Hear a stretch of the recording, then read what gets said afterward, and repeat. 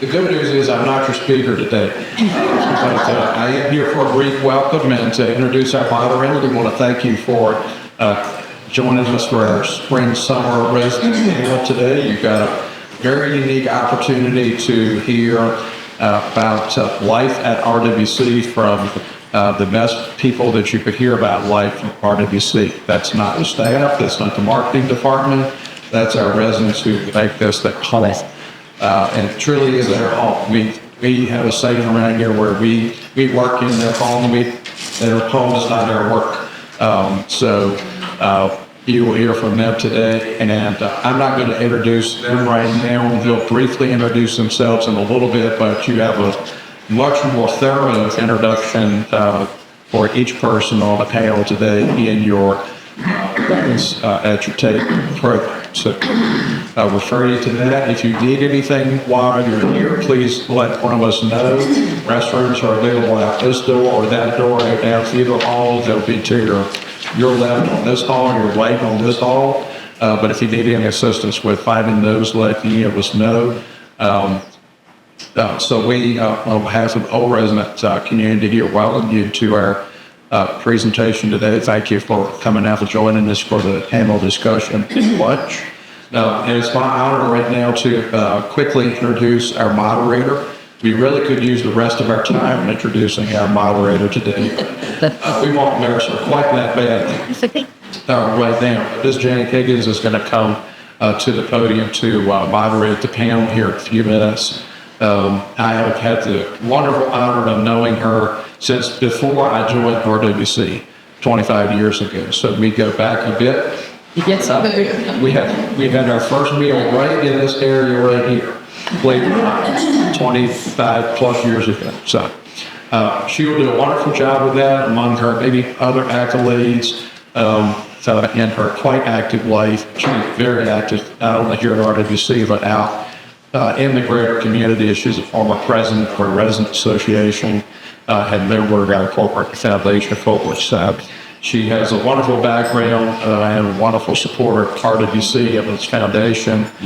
She'll do a great job moderating the panel and sharing with you some information I'm sure you're interested in today. So with that, we'll get me out of the way while I Ms. Higgins to the podium, and thank you all for being here today. Thank you, Stuart. We do go back a long ways. It's wonderful living here. Before I introduce the panel, I just want to tell you that one of my favorite sayings here is, at RWC, it's like a big home, a big extended family, because you know everybody and you sincerely care for everybody. It's not like you're going to see people every day that you don't know. It's fantastic. I would say I love it here. I'm now going to introduce our panel. I'm changing my plans. I'm going to start at this end. This is Ellie Davis, Harriet Dawson, Bill Estelle, Dean Lowdy and his wife Mildred, Elena Van Sant, and Mike Zook. They're all very good friends, and we all enjoy each other's company tremendously. Each of you, as Stuart says, has a book in front of you that has a little bit bio information on each of us. And today we're going to have a panel discussion on RWC and how we chose to move here. It's a difficult to me, to everybody. It wasn't to me because I was born in Irvington and I always knew I was going to be here eventually. So, but making the decision is, I think everybody would agree, is one of the hardest things to do. Our time is limited, so I'm going to ask questions of the panel. And there's a lady in the back that's going to give me a little warning if we go over 6 minutes because we don't have too much time. All right, I'm going to start with the questions. First, I'm going to ask Ellie Davis, how did you determine it was the right time to move to a retirement community? And what were the key factors you considered? Well, I moved here. It'll be 2 years in October. Can you hear me? No. Closer to you. I've never used this. Can you hear me now? Is that better? No. Go closer. Real close. Oh, there. I don't know if I can see my notes now. Oh, okay. So it'll be 2 years in October. when I moved here. And I've always had the plan to move to a continuing care retirement community, or CCRC. And it all started back when I first went to work. This was back in the 80s, and I worked with a lady that just a dear friend, and she just was so had it together and calm. I was a nurse, and it was always nice to know when she was on my shift. And she came in one day and she said, well, my husband and I have just signed up to be on the list to move into a new retirement community that will be built in Richmond. And we all looked at her and we went, oh my goodness, she has this beautiful home in Goochland, and they're so active, and she's doing this early. And she finally said, and this is stuck in my mind, this is a gift I'm giving my children. I don't want them to have to worry about us as our health care needs change. So that's been with me since the 80s. And it's important, I think, when you look at a place that they have all levels of care, which they have here. You have the independent living, assisted living, health care, and important, you have the skilled care. Not every place is licensed for skilled care.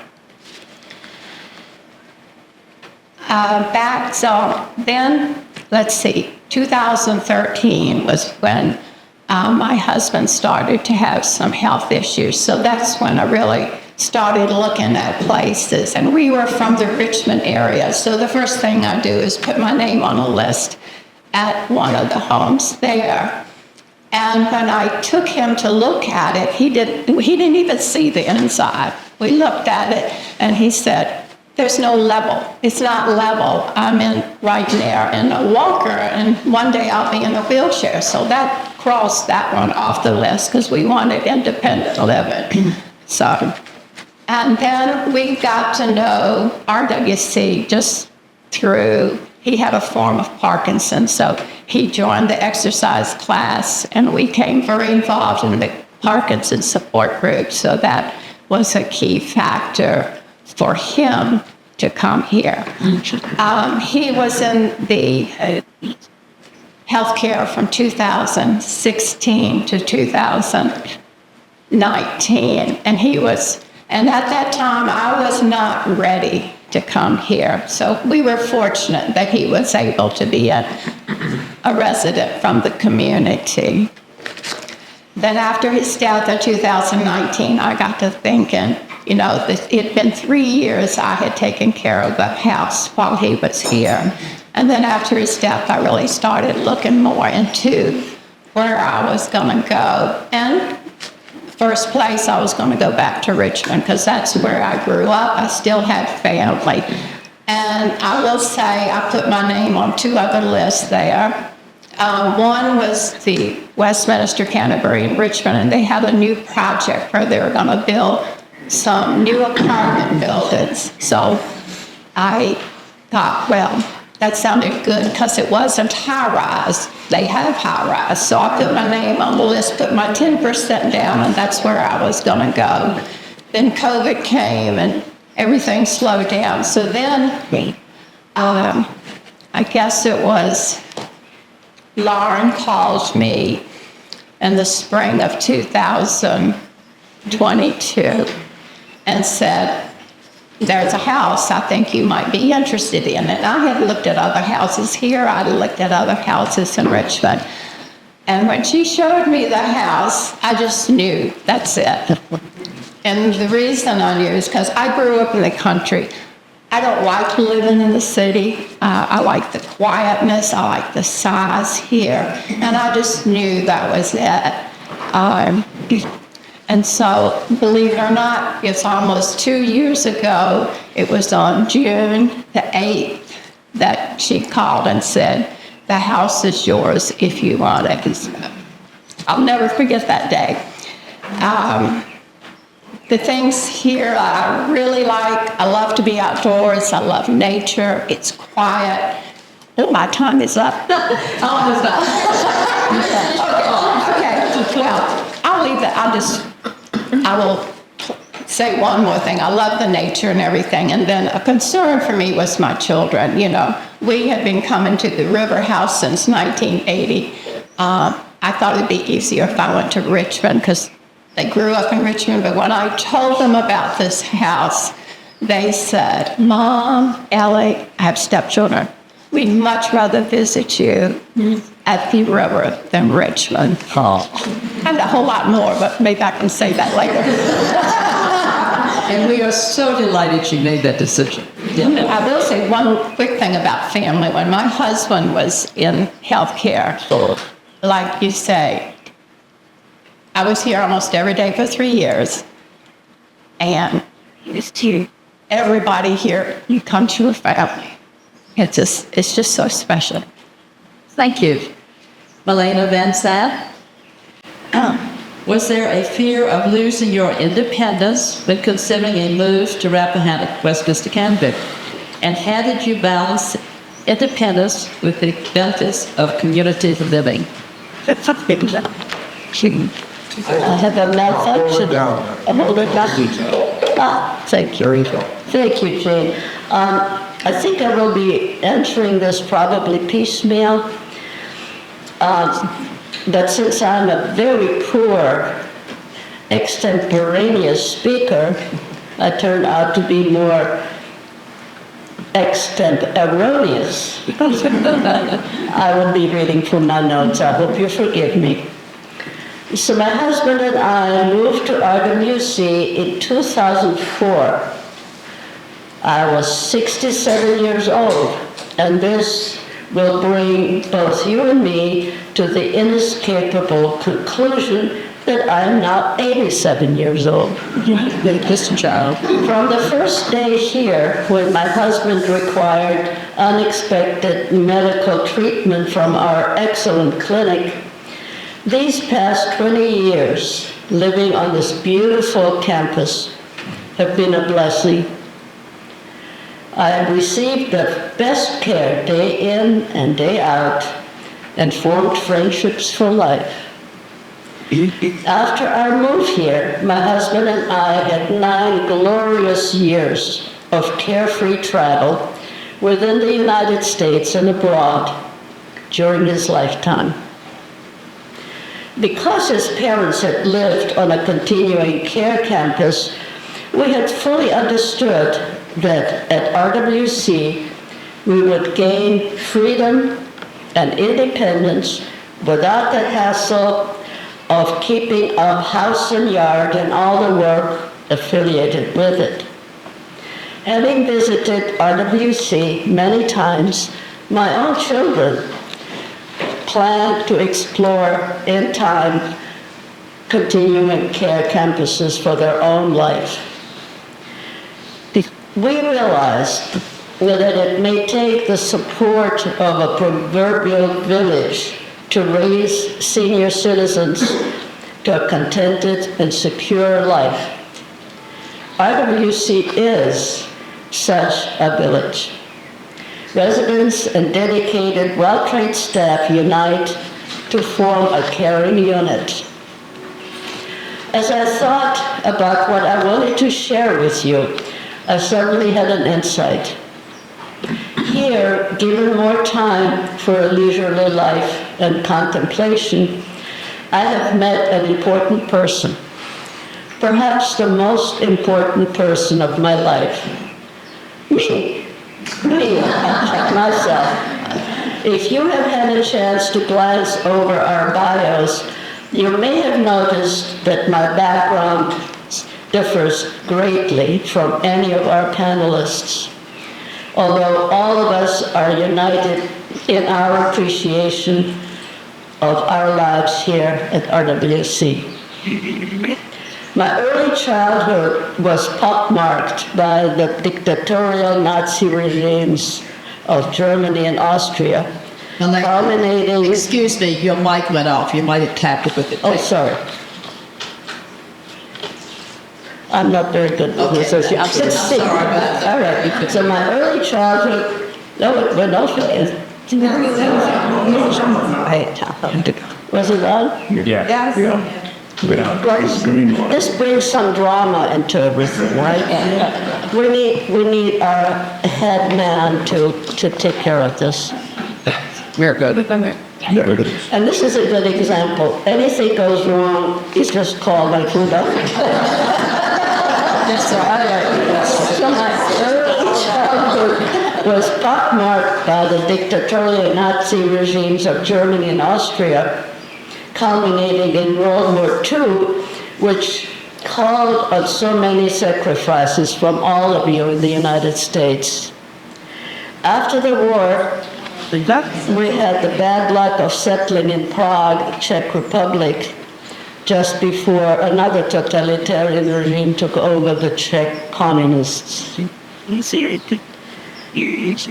As I aged, the dark, pesky, intrusive memories of my childhood and early teens sent me on solitary walks, and Ellie just talked about that, on solitary walks through our beautiful campus. I have a bad influence on this microphone.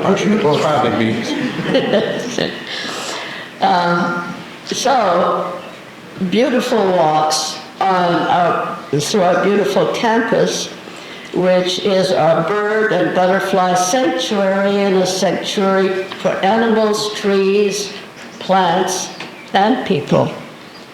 Slowly and hesitantly, I began writing about my early experiences and found this activity to be my solace. In time, I wrote an essay which 65 of our supportive residents came to hear. Imagine, in this room some years ago. That's the support that you will find here. The natural setting around the lake that Ellie talked about also. Oh, sorry. Anyway, so I'm awfully happy to be here with you. I think that for us, we may notice, thank you. See, this is what we do here. You can do it. We notice that, am I finished with my 6 minutes? I'm sorry. Pass it on to Mike. Just one quick thing. I think that as we age, we might find that we have a different outlook on life from perhaps being very active. We tend to be maybe more calm in our new life, and vice versa. We might, from a calm life, want to explore all and everything that RWC has to offer. Thank you, and I'm sorry. Thank you, Billy.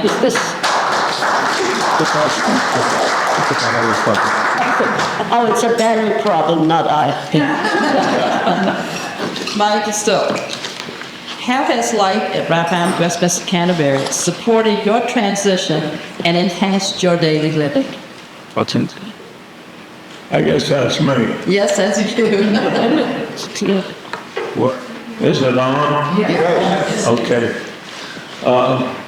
I'm here because I'm an Illinois farmer. I've been a farmer all my life, and they all found it was interesting that I would come clear out here from Illinois. But my son lives in D.C., but he bought a cottage out here, an old farmhouse he's restoring. And I came out to visit Dave and his family, and virtually stayed. I've had some experience with, excuse me, I've got a frog, but I had some experience when I got in the mid-90s or 80s, and went to down to the villages. And I'm sure you've all heard of the villages. And happy hour starts at 9 and lasts all day at half price. And I don't play golf, so happy hour. But It was a little bit confusing and pandemonium, so at that time I was living in Nashville, Indiana, which is an artist colony, has been for many, many years in southern Indiana, and it looks just like it does here, except there's no water, but there are trees, and they have a lot of people every weekend. But my wife at that time had cancer, and her family was from down there, so we moved it to southern Indiana, and I had a few years. And I'm jumping around, but I get confused with these. But I've had a wonderful life and moved. And anyway, when my son asked me to come out and see their new house out here, their old farmhouse, and I did. And they said, we want to show you a place that we think you might like. And I came over here and I was shown around. And I said, I'll take that. And it's just been wonderful. It's, I've had just a wonderful life. I've had wonderful parents, and my children are very successful, and my grandchildren, and everything's fine, other than losing my wife 30 years ago. I'm tickled, but mainly I'm tickled to be here. This place is incredible. Something like a salesman said, it's just wonderful here. They take care of everything.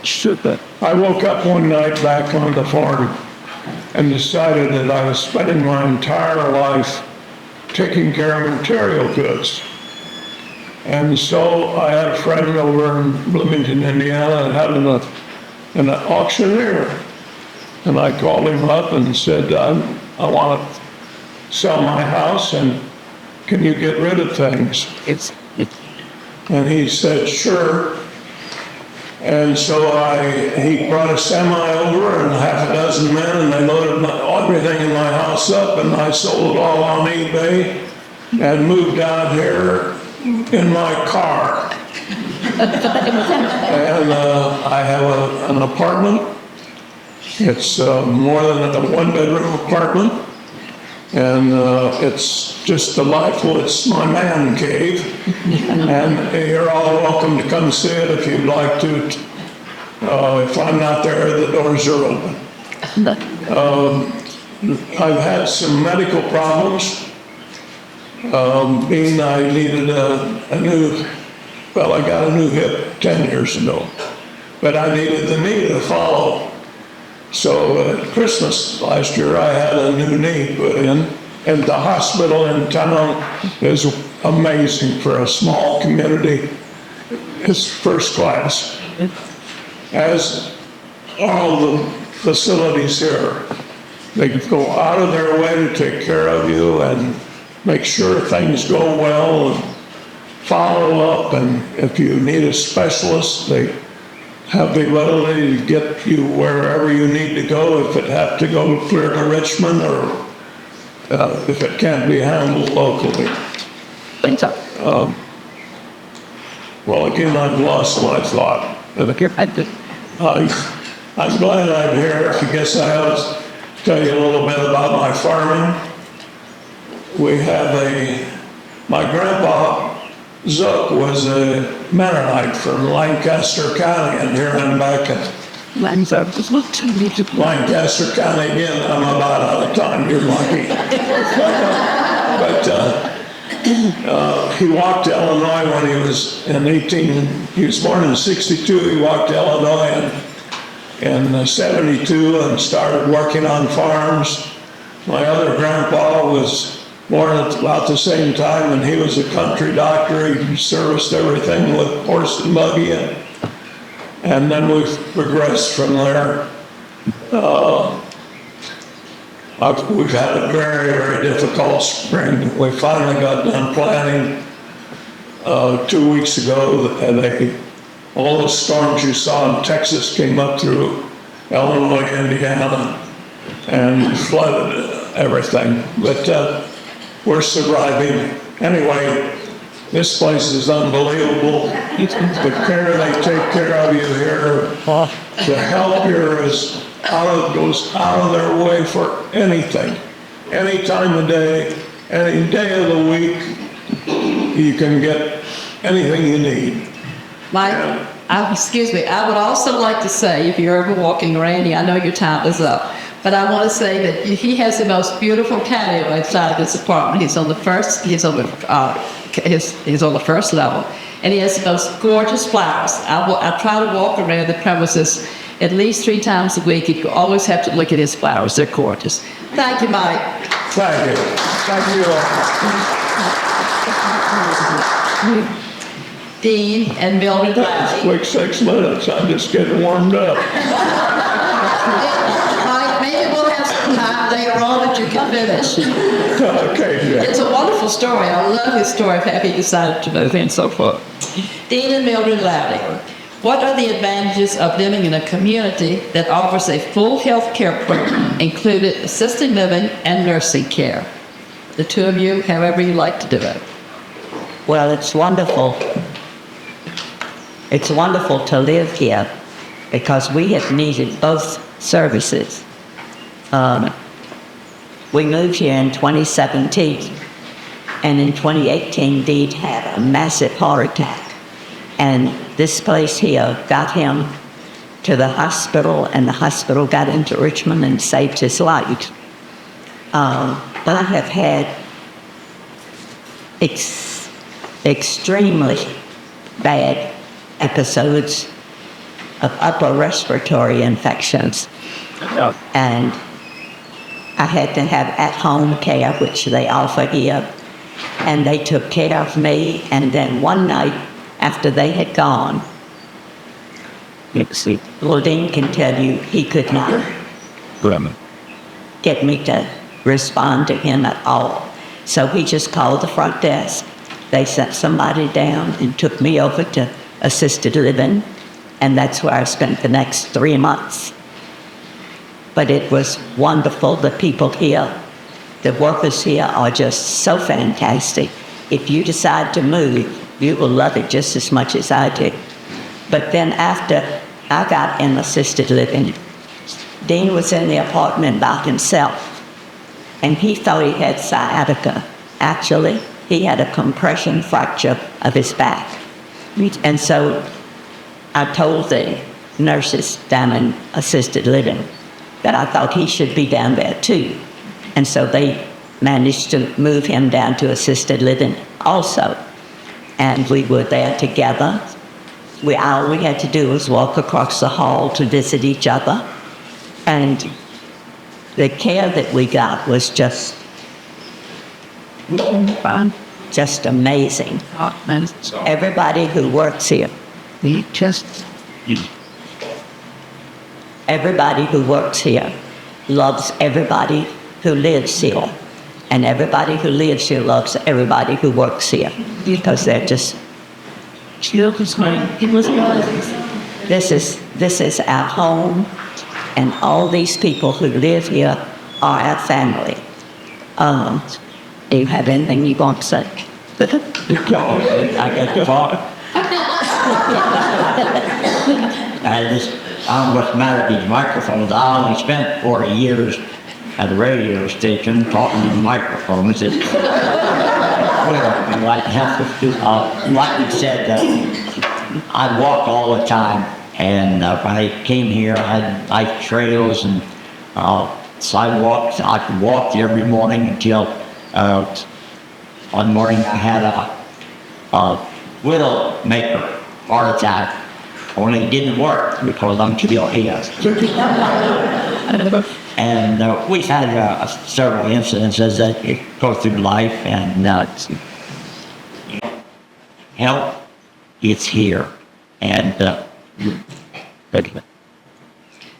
George, I'm going to buy you some new microphones. You just did Anyway, we've had a great time here. The reason we're here in the first place, and some of you people know me, I know you out there. We were in the Tillamook for many, many years on the radio station, and our children are in Northern Virginia, Alexandria, and we were getting to the point that it was time for us to fold up our cards, I guess. They didn't want to be worried about us. They came down here with us and found out that this is the place where they wouldn't have to worry about us. That was a big decision to make. We made it, and here we are. It's a wonderful place. Got all kinds of friends, and I don't know why you wouldn't want to come here, to be honest with you. And we would love to have you. I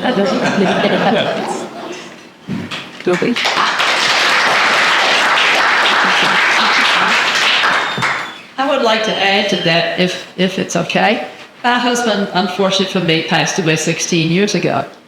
But one of the things that I have observed here that I think is very important, or would be very important for a couple, if one of you has surgery, is ill in a health center, the spouse only has to walk down to see them anytime during the day, to have meals with them, and to share their lives, rather than having to get in a car and go someplace else to visit with them. To me, that is a real plus if your spouse is with you.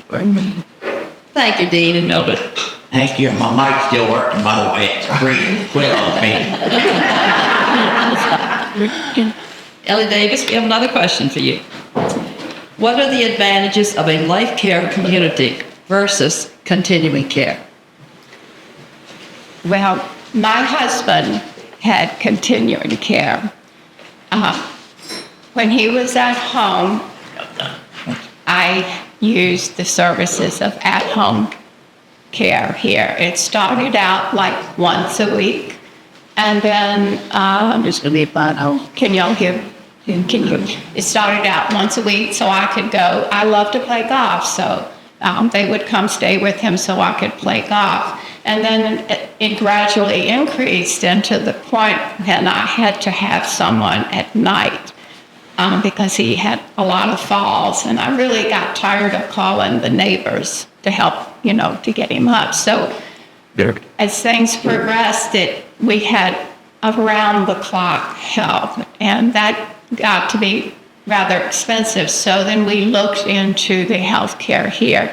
And if you come into health care as a community resident, you pay per day. And it might be a little more than if you were here. And the way I could stay at home is that he had this wonderful long-term health insurance policy that we bought back in the 90s. That's no longer available. But that was how he could be here and I could be at home.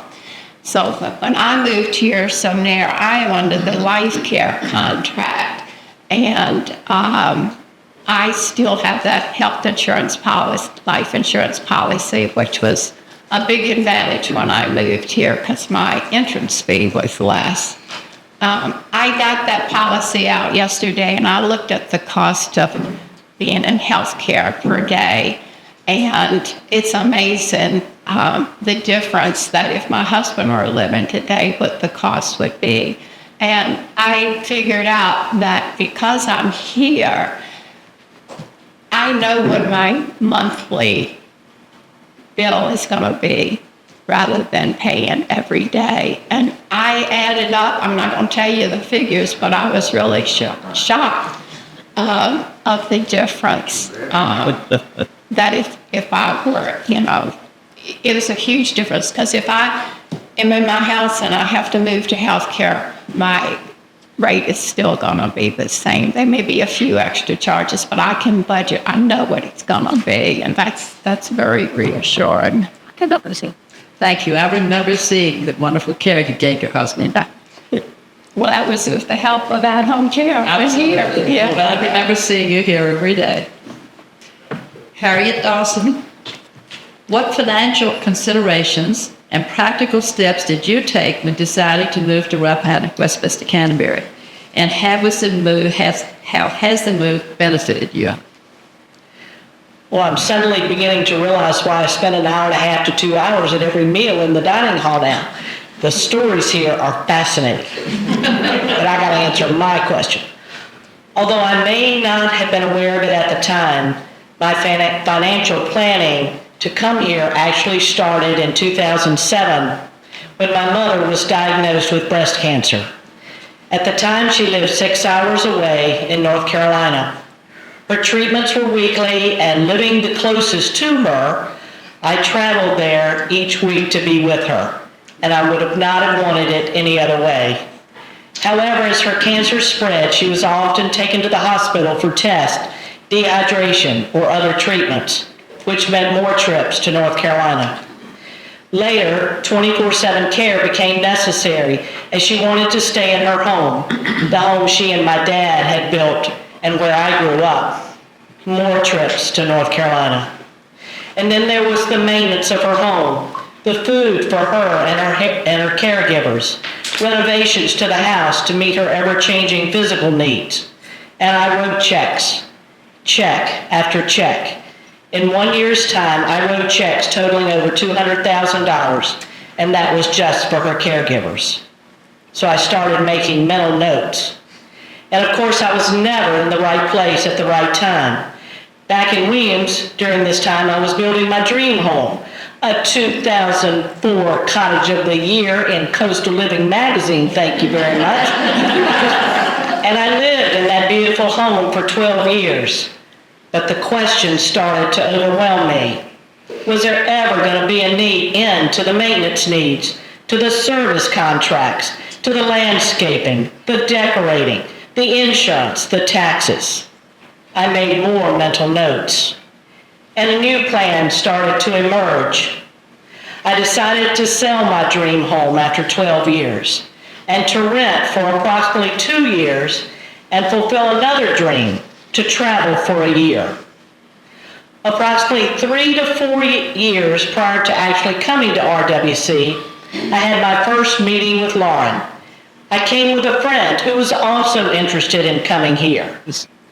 But after listening to Lauren and hearing Ann's questions, I set up my own visit with Lauren. And this time I really started taking notes. And I wrote that all-important check so that I, too, could get on the list. I estimated that I would like to come here in approximately 2 to 3 years.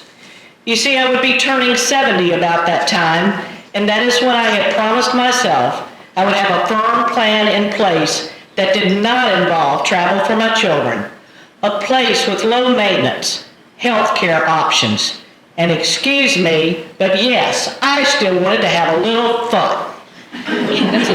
And I wanted my privacy. That was something I was concerned about. Even though I can talk up a blue streak and I really love being with people, I kind of like being just with me sometimes too. And so it all began.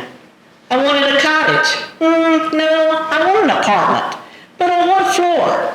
I came back to Lawrence and I started checking out the apartments. I came to a lunch just like this one, and I talked to my financial advisor.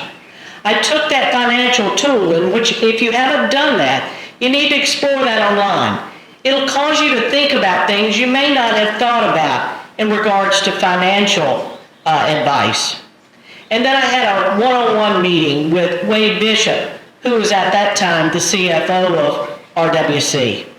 And I asked more questions, and I played with numbers, and I talked again with Lauren, who by now was on speed dial. About 2 months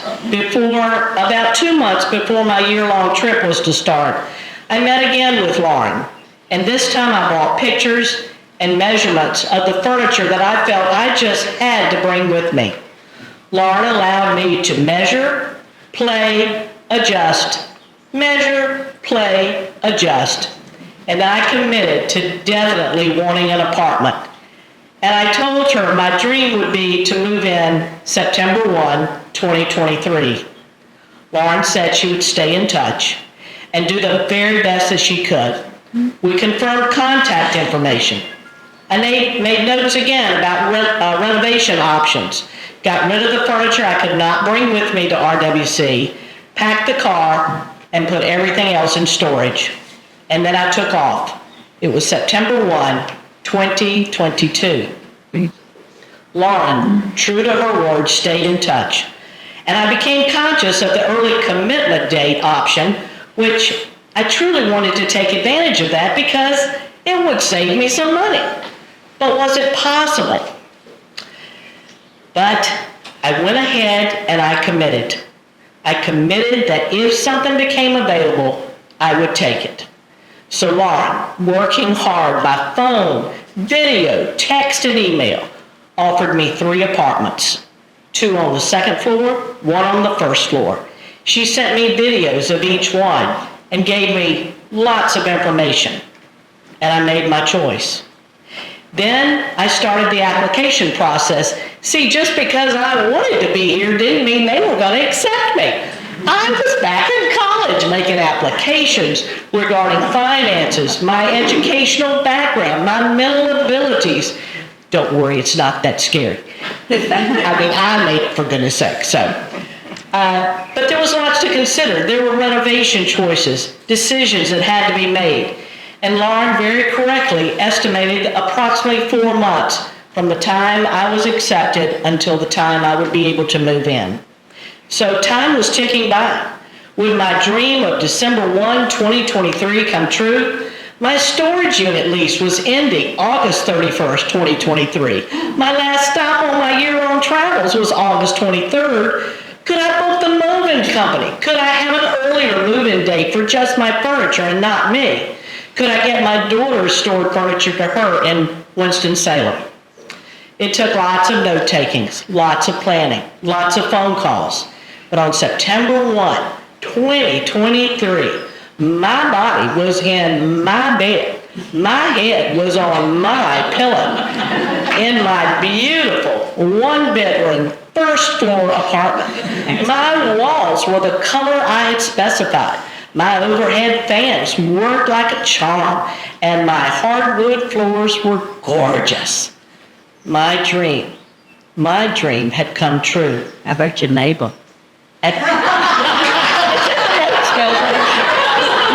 I got to live next door to my lifelong friends, Steve and Mildred Loudy. Now, come on, people. How much better could life get? And it was all made possible by RWC and the incredible team members that work here. And as everyone has said and will continue to say, they make everything possible for you. And now, all of my concerns have gone away. I write 1 check once a month.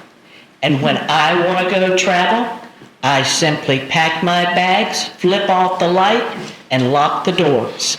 In fact, I shouldn't say this in front of Stuart.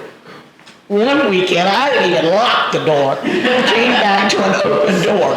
It is so incredibly safe here. I feel so secure. And if I'm being honest, my finances are in better shape now than when I owned my home. I actually see a little additional money sometimes with good budgeting. And my children are happy. They know I'm okay. And as they say, that's priceless.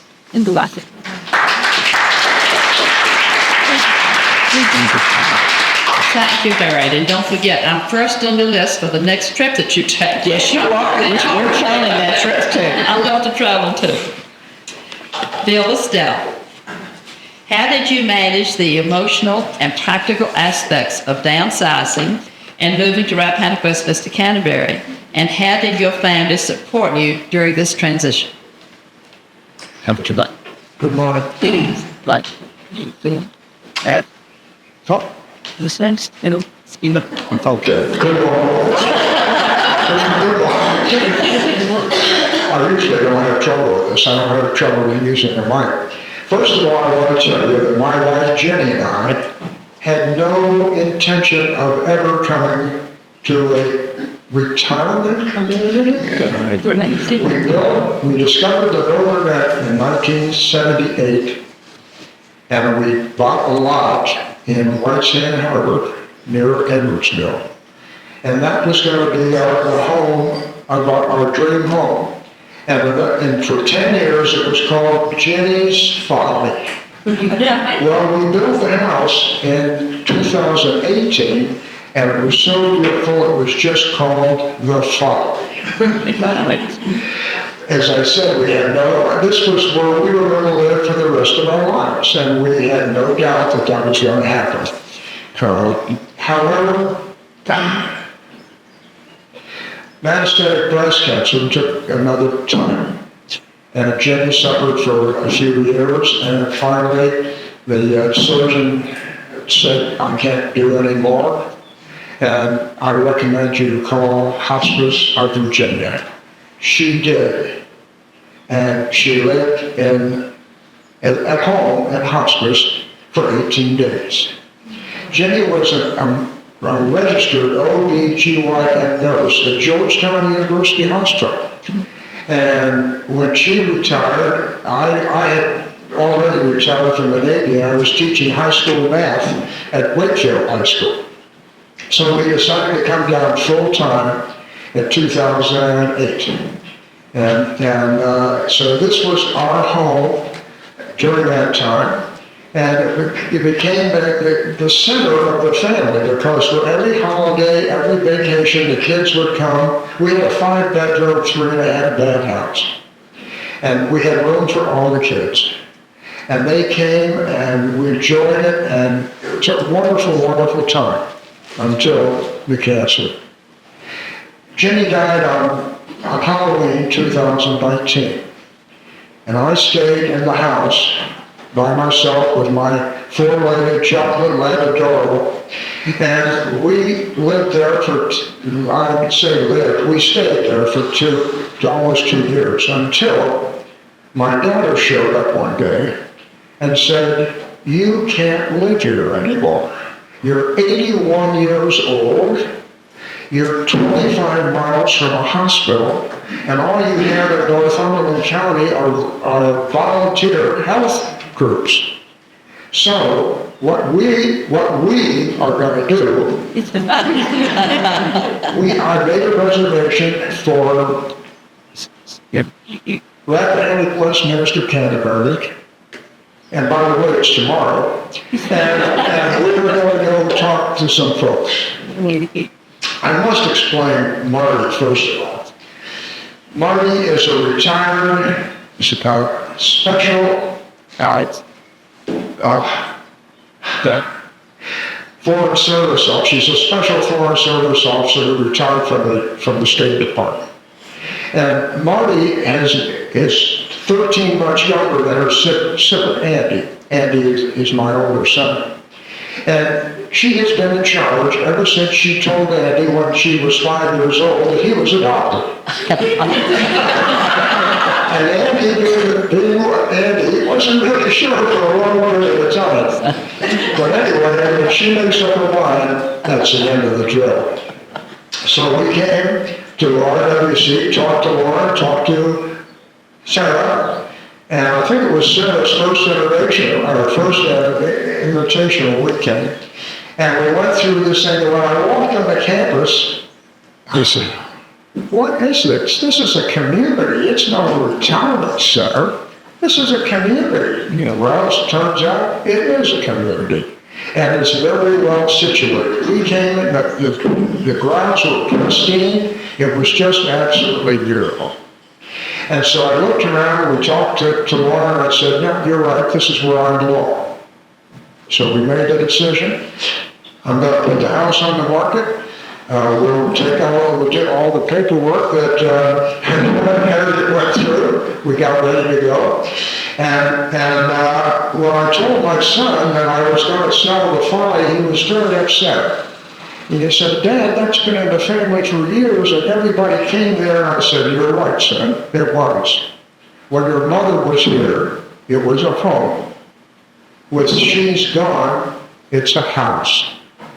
I don't know if he took it on board or not, but it was the way it was. So we eventually got everything all squared away, and Marty also was my biggest declutterer and downsizer. I never saw it like it.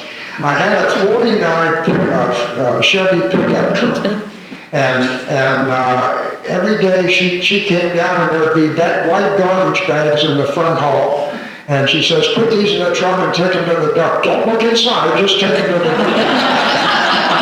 I must have made 15 trips to the dump with a truckload of garbage bags, and I never knew what I was throwing away. The other advantage was when the house went on the market, it finally it sold before. Actually, it was sold before it got on the market, and the realtor said, "No, we're going to put it on the market for a weekend." Well, they bought it, and they wanted it so badly that she said, "After the kids take what they want and you take what you want to RWC, leave everything else and we'll take care of it." A dream come true. So we did that as we took about, I had my adopted daughters from Spain. Jenny and I were there 4.5 years. I'm coming. And so we got everything squared away, and she decluttered the house, and we moved in, and it was an absolute thrill to be here. I'm in a cottage, a really delightful cottage. Val and I are the heavens. Melania comes over every morning to walk with Belle, so that's very big. And did I mention it was dog friendly? I think there are more dogs here than I think anybody else like to see. Everybody's got a dog, but Belle is the most famous. Chocolate lab, 10 years old. Every morning we walk through the employees' parking lot, and all the employees, "Oh, there's Bill. Good morning, Bill. How are you? How are you?" They don't know who the hell I am, but I'm just a guy down at the end of the leash. But it's been an exciting adventure for us, and this is exactly where I want to be, where I need to be, and this is the last place I'm going to live. I'm going to make the transition from independent living to assisted living to the health center, and I expect this to be the last place and I'm looking forward to that because I know I'm going to get wonderful care the entire time I'm here. Bill, excuse me because I know your time is up, but I also want to add, if you've seen the picture of him on the screen with his dog Bill, and I will tell you all, he's absolutely right. We're all crazy about Bill, but I mean Bill. She's a real deal. And I see them walking by my cottage every day because they walk around the perfect. It's been a pleasure speaking to you, and I get that. We're glad you came, and I look forward to you coming back.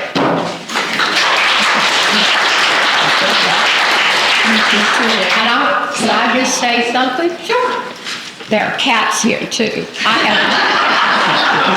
They're age 16. They were used to being outside, so even the garbage collector doesn't know me, but knows my cats. Because my cats, if you walk by, I have a cat cage, and every day I put them in that and roll them out. And I even have a cat tent because they were used to being outside. I just pop it up and put them out there for about an hour. So very pet friendly here. Lauren is going to walk around with the mic. If any of you have any questions you would like to ask the panel members, please do so, and we'll try our best to help. And after that, a member of the panel and staff members will be sitting at each of the tables where you are. So if you have other questions, we might be able to answer those for you at that time. So she's going to walk around. If you have questions, she has the mic. Oh, shoot. Any questions? Anybody? We gotta have one question. That's it. Hi, any swimmers in the group? Swimmers? Sure. Oh, yes, we do. We have a beautiful pool here. I know you have a beautiful pool, but I don't see a lot of activity in there. And we have pool. There are some. We use it for exercises as well, with walking, and so it's used for that as well. Good. Mr. Lottie, did you want to say something? Jimmy, she said something about swimming. I said, yes, I'm a swimmer. And we have a beautiful pool here at the Life Enrichment Center.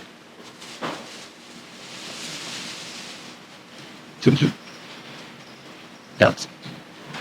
It was mentioned that you have to pass not only do you want to be here, but they want to have you here. What does that entail? I find it therapy. He asked what the assessment process entails. He wants to answer that. They look at your financial records. They look at your medical condition. You will be given a cognitive questionnaire, it's very similar to what you do every day when you work Wordle, not to give anything away, but it's doable. It's part of a process because they want to make sure that you know various aspects of what it's like to live here. So it's a process that gives you a chance to ask questions, and they get to know you in the process. I was not offended by any aspect of that process and rather welcomed it, because during that time, they're also renovating whatever space you decide, and they need your input for that. So even though I did it in my car, it's a process that just makes us even a more special place and nothing to be concerned about. But it is a process, and I don't think a lot of people realize that just because you want to come here, they have to send you that all-important welcome letter. Thanks. Thank you.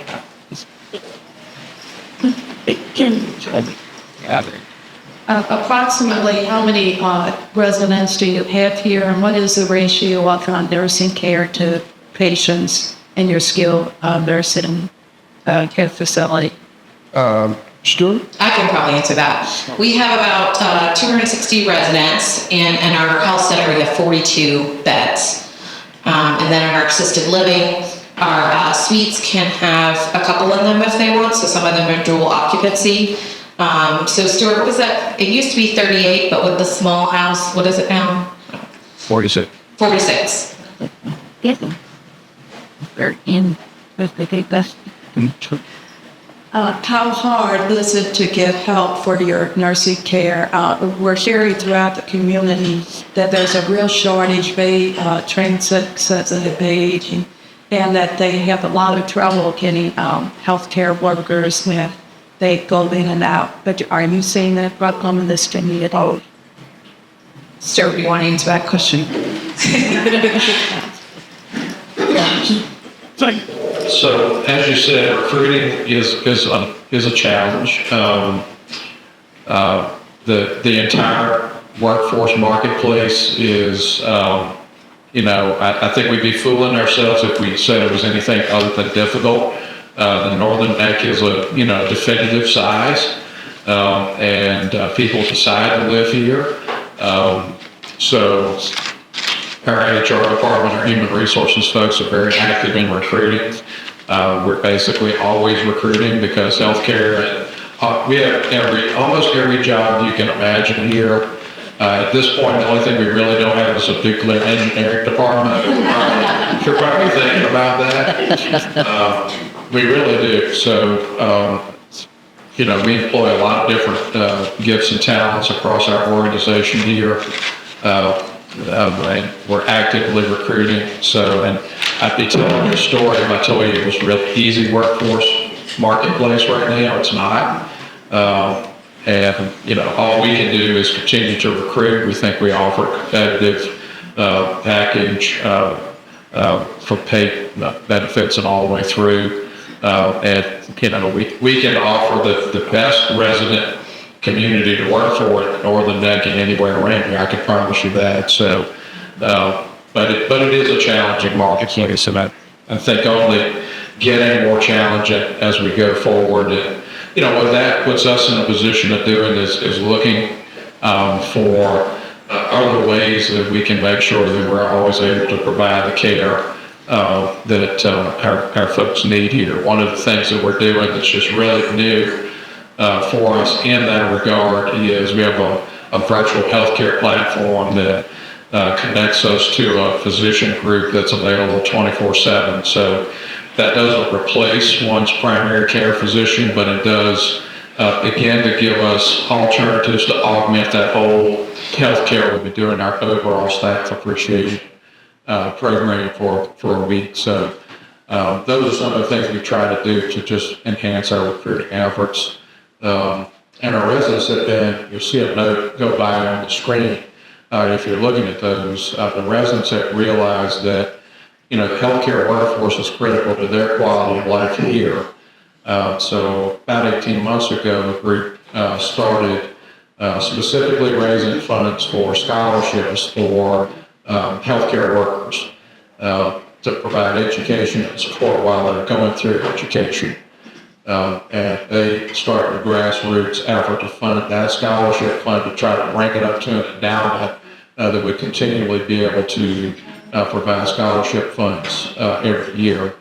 And at this point, our foundation has also stepped in to bring that funding up to endowment level. So that will put us at about $500,000 investment in scholarships going forward that will be, you know, reserved amount of income from that, and the additions to that fund over the years will continue to hopefully encourage folks to go into that workforce. That, you know, somebody can join us here in our culinary maintenance department or housekeeping and engage in that scholarship program and end up being a nurse or healthcare administrator. We have people here who are in both of those seats who have worked their way up and through the entire RWC organization. So those are a couple of things that are going on to try to ensure that we got the team here that we need to provide the care that our residents are looking for. Thank you, Stuart. I think we have time for one more question.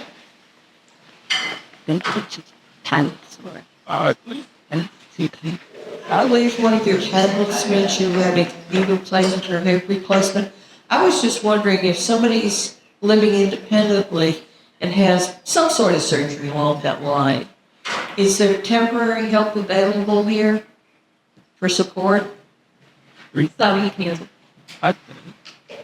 Yes, there is. We took advantage of that when Dean broke his hip and when he had his heart attack. And they were very comforting to us. They took really good care of him. And I just shudder to think what would have happened to him had we been living in our prior life. This is the place for anybody who's as old as we are. We're 94 years old now. And this is going to be our home for the rest of our life. And we thoroughly enjoy it. Our children don't worry about us. We worry about them. The saying is that when the children come to visit, they don't have a to-do list. They just have a enjoy each other list. So that, you know, so often before you move to a place like this, the kids come and they do this and do that. We don't have that here, and the children and the families seem to enjoy that a lot. So thank you to the panelists for all the insights that you guys shared, and hopefully you guys will take advantage of continuing some of those conversations over lunch. And thank you, everybody. Let's give them a round of applause.